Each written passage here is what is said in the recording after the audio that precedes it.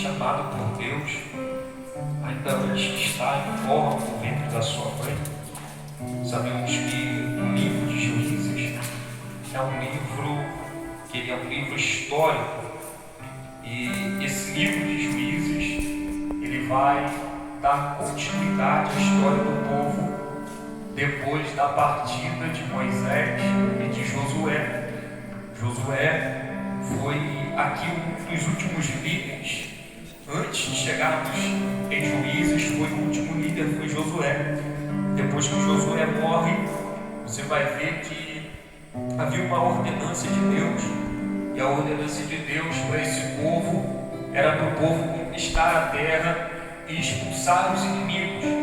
Mas no livro de Juízes a gente vê que depois que morre Josué, que morrem todos os anciãos, a Bíblia vai dizer que agora esse povo, eles vão quebrar essa aliança com Deus, porque eles começam a fazer aliança com os povos da terra, e em vez de expulsar Amon, eles começam a coabitar, conviver da mesma maneira.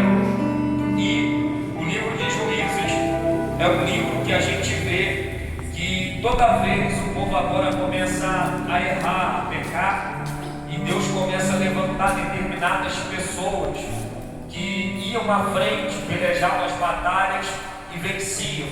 Era bem diferente de Moisés, que era profeta, era bem diferente de Josué, eram pessoas que Deus levantava para comandar o povo a sair da mão do inimigo. A Bíblia vai dizer, numa dessas histórias, Juízes capítulo 13, que Deus agora, ele olha para a mulher de Manoá, e a Bíblia nem sequer cita o nome dessa mulher, mas a Bíblia vai citar a sua imperfeição. A imperfeição dessa mulher é que ela é estéril, ela não tem filhos, e agora a Bíblia vai dizer que Deus olha para ela e lhe aparece o anjo do Senhor. Quando a Bíblia está dizendo que o anjo do Senhor apareceu a esta mulher, aleluia, simplesmente dizendo que Deus desceu para falar com essa mulher. E o que é que Deus queria falar com essa mulher? Se você ver, agora a Bíblia começa dizendo que os filhos de Deus fizeram o que era mal aos olhos do Senhor, e por isso Deus vai entregar esse povo na mão dos filisteus por 40 anos.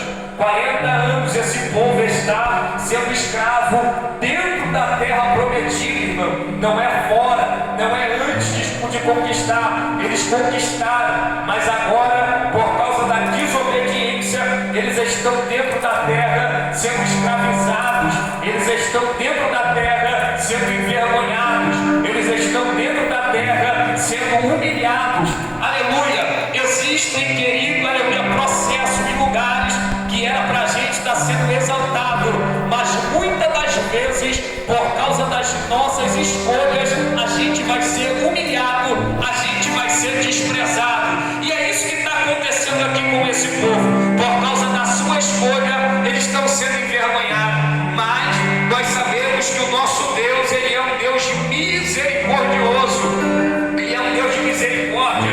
E agora Deus olha para essa mulher, a mulher de Manoá, e Deus agora vai dizer para ela: mulher, aleluia, tu vai conceber um filho, tu vai ficar grávida, e tu vai gerar algo, aleluia, um homem, um varão, aleluia, e esse varão será nazireu de Deus. Ele não vai poder beber bebida forte, não vai poder beber vinho, não vai poder tocar em corpo morto, ou seja, é uma criança separada por Deus. Sansão, ele tem o privilégio, irmão, o privilégio de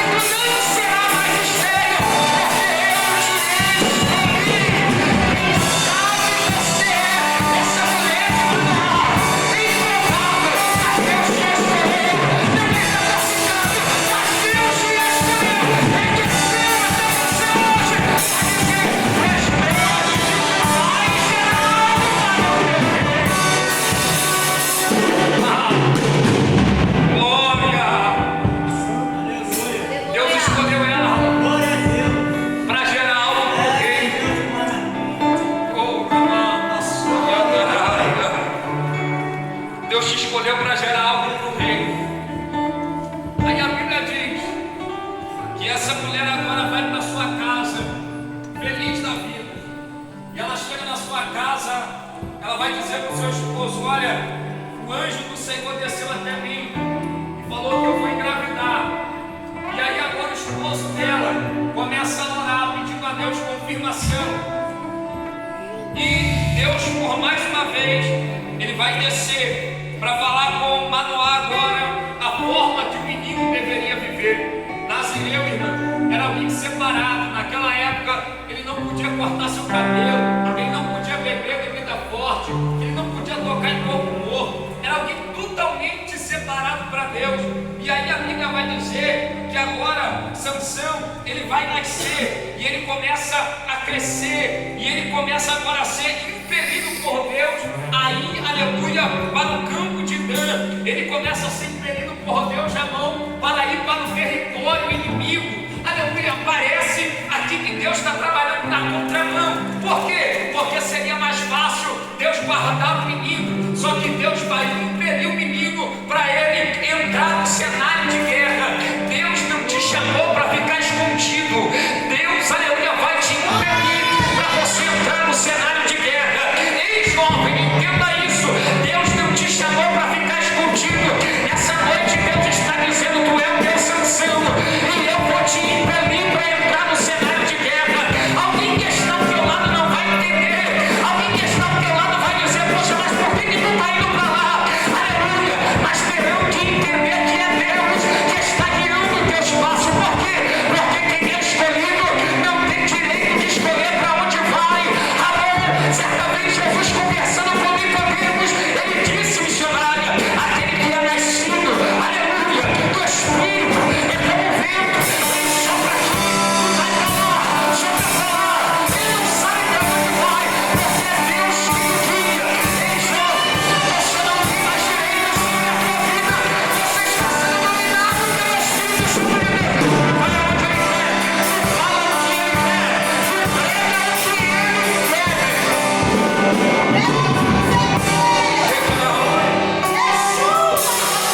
Escolhido não tem direito de falar o que quer, nem tem direito de fazer o que quer. A Bíblia diz que agora Sansão, impelido por Deus, ele vai olhar para uma mulher que não é da sua família ou do seu povo, e ele agora deseja se casar com ela. Seu pai pega agora, e a Bíblia diz que ele está indo para a casa desse homem. E a Bíblia diz, Ramon, que no meio do caminho saiu do nada um filhote de leão, ou um leão novo, do seu vigor, da sua força, e atacou Sansão. Só que Sansão, aleluia, ele é nazireu de Deus, irmão.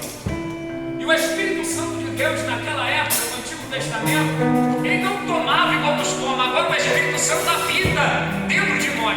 Naquela época ele simplesmente descia, revestia e ia embora. E agora nesse período, nesse momento, o Espírito desceu, tomou Sansão. E Sansão ficou tão forte que a Bíblia diz: ele pega o leão e rasga ele ao meio. Uma das características, irmão, de quem é cheio do Espírito Santo é que ele tem poder para rasgar leão no meio. Quem é cheio do Espírito Santo não corre de leão. E aleluia, quem é bom de Bíblia vai entender isso aqui. Certa vez, apóstolo Pedro, aleluia, deixou escrito, aleluia, que Satanás está ao nosso derredor, irmão, bramando como leão, procurando a quem tragar. Só que na noite desse dia, ele olhou para a casa de oração e tudo que ele está vendo é uma geração cheia de Deus que está dizendo: pode vir, leão, que eu vou te rasgar no meio. Aqui tem jovem de oração, aqui tem jovem envolvido na lutar para Deus. Rasgou esse meio. E calma, a Bíblia diz que agora, quando Sansão está voltando para cumprir ali o trato de casamento, ele encontra esse leão morto. E nós sabemos que ele é nazireu, não pode tocar em corpo morto, mas ele toca, porque agora ele vê o leão morto. E ele vê mel no corpo do leão. Observa aqui, irmão, que Sansão começa a quebrar princípios. Sansão começa a andar na contramão de tudo aquilo que Deus falou: não faz. Ele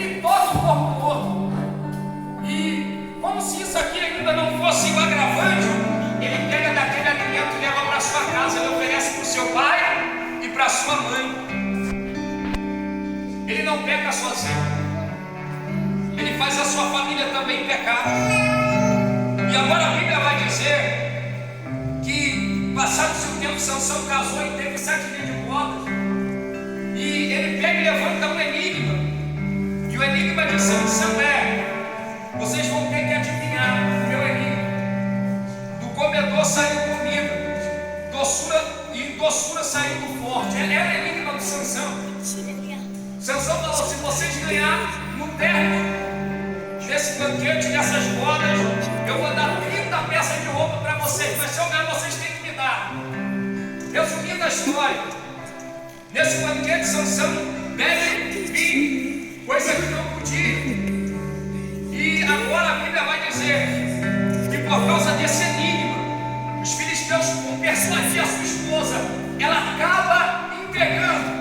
E mais uma vez Sansão é tomado pelo Espírito Santo de Deus. E Sansão vai matar 30 homens. Pega suas vestes e dá para aqueles homens. Por causa disso, Sansão volta para casa injuriado. Quando Sansão decide voltar para sua esposa, ele decide que a sua esposa, ele descobre que a sua esposa foi dada a outro. Ele fica tão revoltado, missionário, que agora a Bíblia diz que o Espírito Santo de Deus toma Sansão. Ele pega 300 raposas, coloca fogo na sua cauda, solta ela na seara do filisteu e taca fogo na seara. Só um homem cheio de Deus poderia fazer isso. Pegar 300 raposas. Isso aqui eu estou falando de quando Deus está usando ele pela misericórdia. Eu não estou entendendo. Por quê? Porque Sansão já quebrou